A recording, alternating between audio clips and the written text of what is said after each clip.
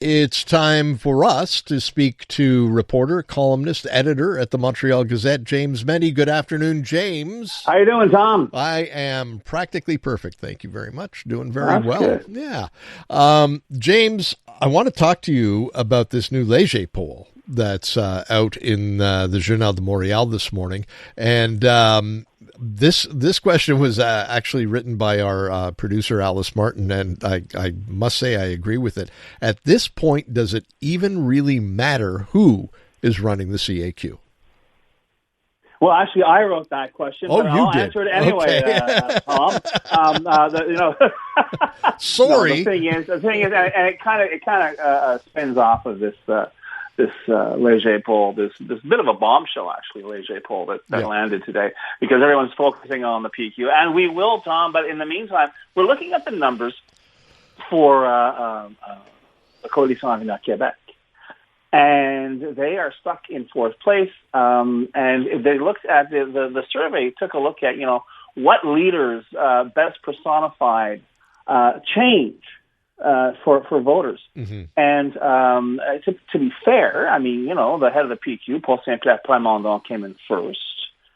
The thing was that Christine Fréchette was one of the leadership candidates.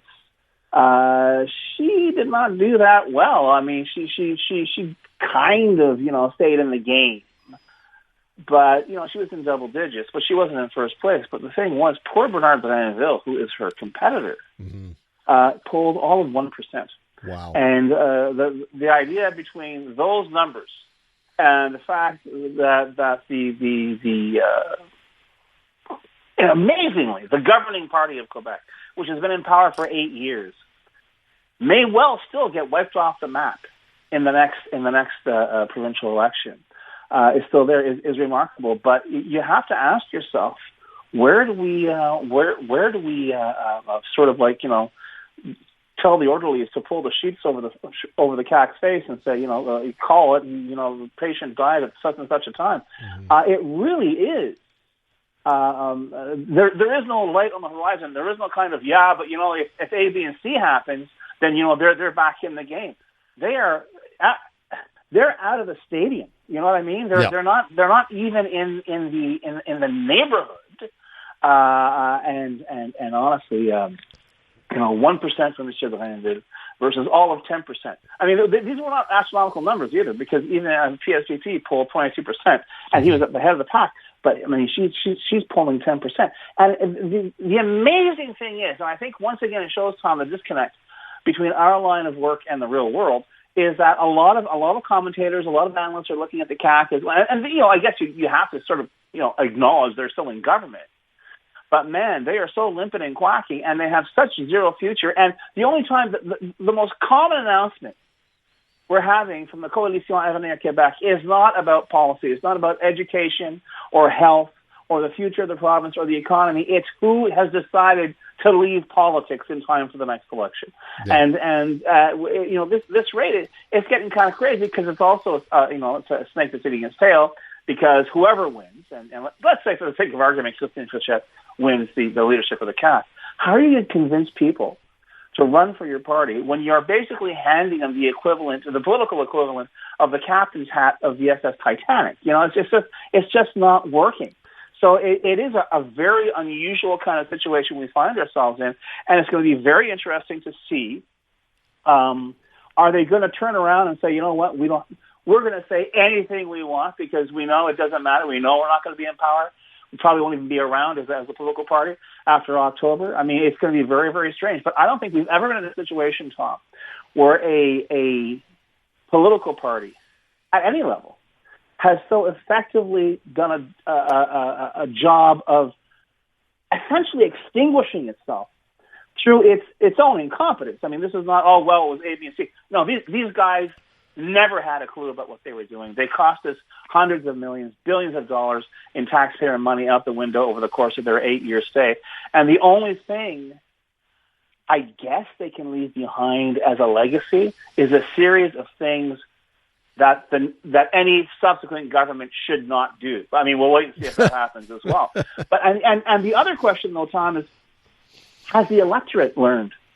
any lessons because, okay, first term we understood it was the third way. People were fed up with the head knocking between the PQ and the Liberals, and okay, fine. But the second term we had a real indicator that things were going wrong, and they got an even bigger majority. And it wasn't until the infamous third link double cross that things started to go south, and the PQ began to emerge as the perceived government in waiting. Although it just goes to show you things can change on a dime in these parts. But once again, it's how can you not talk about the CAQ now in the past tense? Really, you're absolutely right. And as far as the PQ being a government in waiting, this Léger poll shows that the Liberals, now that Charles Milliard has taken over, are neck and neck. They're in a dead heat. Well, with the overall, it's a dead heat. And of course, you know how sausages are made, Tom. This poll has a subset. You have Francophone voters. Francophone voters are the majority of Quebec's electorate. They are the people who decide governments. And right now, the PQ is enjoying a 20-point lead over the Liberals when it comes to the Francophone vote. 39 points to 19, although even the 19 for the Liberals was a huge improvement. And that, too, could change. And it was so funny because today, Paul Saint-Pierre Plamondon, he was on TVA, a very different tone of voice. Up until now, we've seen him very confident or perhaps angry or whatever. But here he was obviously in damage control. He was saying, you got to be careful. And he mentioned, of course, the Francophone vote. And 65% of les Anglais qui appuient les libéraux. And talking about how, there's a UPAC investigation with the Liberals and all this because of the Brownie thing and the whole controversy surrounding the leadership of Pablo Rodriguez. But the thing is, the real problem here, of course, are the numbers for sovereignty. 71% against sovereignty. If a referendum was held last weekend, more than 10 Quebecers out of 10 would vote against it. Yep. And the thing is, it's so funny because here we have Paul Saint-Pierre Plamondon, who is, who quite, I don't think he runs around bragging about it. It's only race. He received an education at Oxford University in the United Kingdom. And you'd have to think someone who went into politics would know the story of British Prime Minister Harold Macmillan, who was asked, what's the greatest challenge to a government? And the legendary response is, events, dear boy, events. And the thing is, the separatist plan for the Parti Québécois is subject, apparently, to, it can only work if everything is perfect. And the events, dear boy, events, whether it's Donald Trump, the war in Iraq, the economy, the actual change, the literal changing of what, the Prime Minister refers to as the world order. All these things are really grabbing the Quebec electorate by the scruff of the neck and saying, time to wake up now. We're not fooling around here. You've really got to make your choice. And clearly, Quebecers are making that choice. And it's going to be very interesting between now and the election in October to see how and if PSPP can spin this. Even today, Charles Milliard was having a field day challenging the PQ leader to say, come on, tell us exactly when you're going to hold that referendum. Whether it's at the beginning or the middle or the end of your term, when exactly is it going to happen? Because he knows he's got these numbers behind him. And I got to tell you, unless there is an almost miraculous Old Testament change in the situation, those numbers are not going to go anywhere but down when it comes to support for sovereignty. Yep. So it's going to be, here we have a guy who was on the cusp of, perceived as being a government in waiting. And I heard the news clip. I heard, Léger, people from Léger saying, well, be careful, But all that said, a few good speeches in the regions aimed at Francophone voters. As those numbers start to go up for the Liberals, it's going to be a very interesting spring and summer for the Parti Québécois because, remember, in the last election, this was a huge comeback on the part of PSPP. This is a huge comeback on the part of the PQ, at least in terms of the polls. But when push comes to shove, they still only have 7 seats. Right. Will they be able to do better?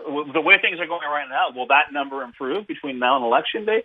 We'll see. But certainly, if nothing else, today's Léger poll comes a week after a Palace Research poll.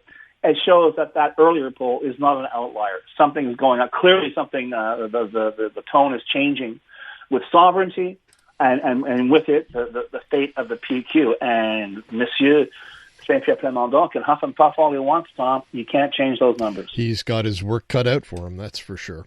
Yep. James, thank you very much. Always interesting to get your insight on these things, and I appreciate your time this afternoon. Pleasure talking to you, Tom. Adama. Adama. Unmistakably Canadian. It's the music that raised you.